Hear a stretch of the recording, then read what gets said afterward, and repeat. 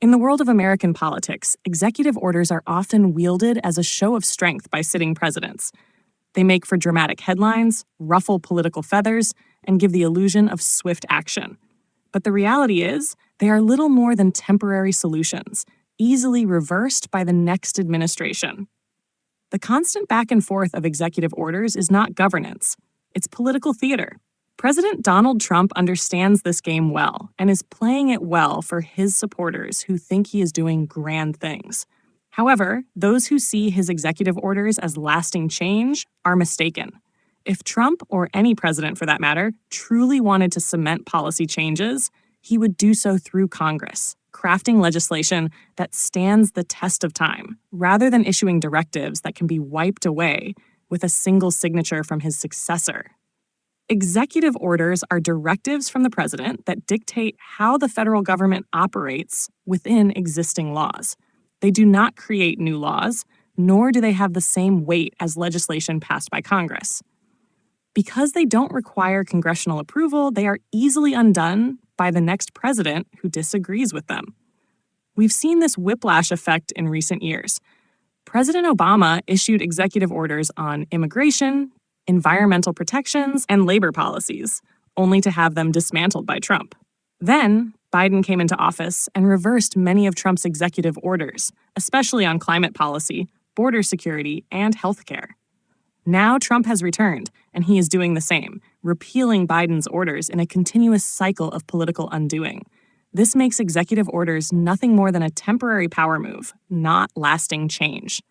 If Trump or any president wanted to create long-lasting policies, they would work with Congress to pass bills that become law. Laws require congressional approval and are much harder to repeal. The Affordable Care Act, Obamacare, remains intact despite multiple attempts to overturn it because it was passed through Congress. Meanwhile, executive orders, like Trump's travel bans or Biden's student loan forgiveness efforts, can be wiped out with the stroke of a pen. For all of Trump's promises of draining the swamp and instituting sweeping reforms, many of his policies were built on executive orders, making them inherently weak and easily undone. His supporters who believe he will bring lasting change should recognize that his method of governing has largely been performative rather than substantive. If he were truly serious about reshaping the country in a way that sticks, he would focus on legislative victories rather than quick-fix executive orders. Trump is a master of political showmanship, and executive orders play right into that strength. They give him the ability to appear decisive, to signal to his base that he is taking action, and to generate media buzz without the inconvenience of congressional debate. However, the reality is that executive orders are not a sign of strong leadership, but a shortcut that lacks durability. If Trump wanted to secure real, permanent change, he would push his policies through Congress and work to get them enshrined into law. That, however, would require compromise, negotiation, and patience, qualities that don't lend themselves to the instant gratification of political theater. Instead, he opts for grand gestures that make headlines, but leave little behind once he's out of office. For any president, governing by executive order is akin to putting a Band-Aid on a gaping wound.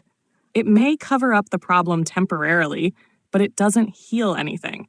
Until a president commits to real legislative efforts, any sweeping changes made through executive orders will disappear as soon as the White House changes hands. Trump's supporters expecting permanent reforms should demand more than grandstanding.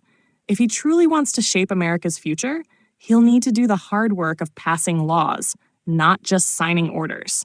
Otherwise, his promises of lasting change will remain nothing more than a political illusion.